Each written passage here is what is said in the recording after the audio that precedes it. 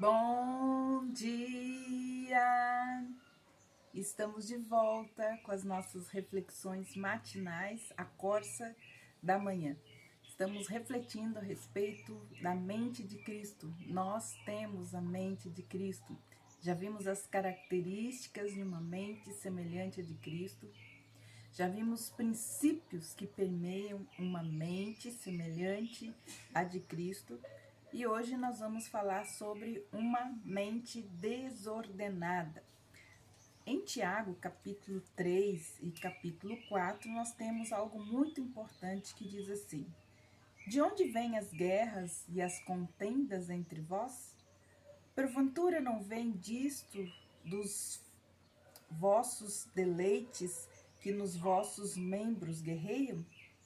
Tiago, capítulo 3, nos diz assim: Ora, o fruto da justiça semeia-se em paz, para aqueles que promovem a paz. Cobiçais e nada tendes. Logo, matais, invejais e não podeis alcançar. Logo, combateis e fazeis guerras. Nada tendes porque não pedis. Pedis e não recebereis, porque pedis mal para gastar em vossos deleites. Então, nessas palavras de Tiago, nós temos um diagnóstico da mente desordenada. Contrária, então, esta mente à mente de Cristo. Uma mente desordenada é regida por paixões, por desejos e deleites que guerreiam em nossa mente. A frase que diz combatem vossos membros é uma terminologia militar que indica que nossas paixões atuam como soldados inimigos em uma batalha.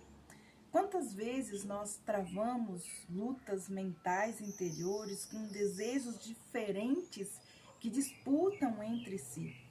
Neste momento, nós precisamos decidir ser absolutamente sinceros com Deus a respeito dos nossos pensamentos, a respeito dos nossos desejos que se levantam, então, em nossa mente e também em nossos corações, e como já vimos, levá-los cativos em obediência a Cristo, já que o campo de batalha é na nossa mente.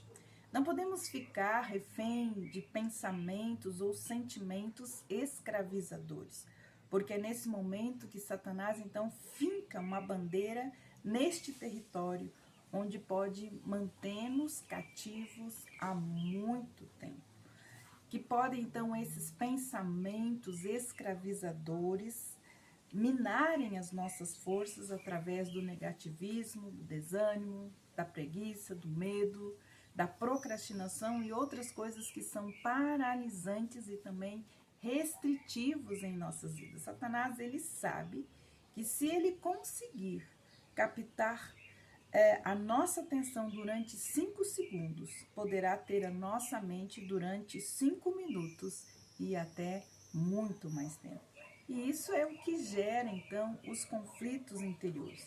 Então, o combate entre fazer a vontade de Deus, fazer a nossa vontade e honrar a Cristo, traz então este conflito. Queremos sim, como cristãos, honrar ao Senhor, mas às vezes surgem desejos opostos e incompatíveis com a nossa vida cristã. Um desejo luta contra o outro, e isso pode tornar também a nossa fé vacilante e nos tornar uma pessoa de mente e coração dividida.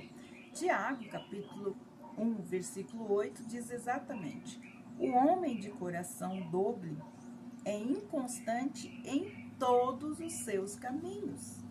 A Bíblia, então, ela tem razão. As nossas paixões contrárias à vontade de Deus é que causam conflitos em nossa mente e também em nossos corações. Segundo Tiago, então, a luta na mente do cristão se deve ao fato desses desejos lutarem entre si. Uma mente desordenada tem bons e maus desejos que se misturam, sem ordem. A vontade, então, não domina os pensamentos. Pouca importância, muitas vezes, é dada àquilo que se pensa. Por isso entram em guerra. Mas precisamos entender que frequentemente os pensamentos definem a nossa conduta. Pensamentos piedosos resultam em uma vida piedosa. Os maus pensamentos resultam, então, em uma má conduta. Mas aquele que tem a mente de Cristo tem uma mente ordenada. A mente de Cristo, ela era uma mente ordenada. Jesus dominava de tal modo os seus pensamentos que só realizava obras piedosas que honravam ao seu Pai. Esta, então, deve ser a razão por que eu e você necessitamos cultivar a mente de Cristo. Uma mente ordenada como a mente de Cristo deve ser dominada pela vontade. Devemos tomar a decisão sobre o que pensar e não deixar os nossos pensamentos divagando. Devemos chegar ao ponto de optar por repelir os desejos que conflitam com os desejos de Deus em nosso coração. Devemos optar por querer as coisas que Deus quer, de modo que os desejos de Cristo cheguem a ser, então, os nossos próprios desejos. Quando isso, então, começa a acontecer em nossas vidas, começaremos, então, a sentir a liberdade que nos permite viver, então, uma vida em plenitude. Então, esta é a vontade de Deus, que tenhamos uma mente ordenada e não uma mente desordenada. Amanhã veremos como se processa, então, esta obra de Deus, através do Espírito Santo, de dar-nos uma mente ordenada, uma mente em ordem. E Deus, então, abençoe você e até amanhã com as nossas reflexões matinais à costa da manhã.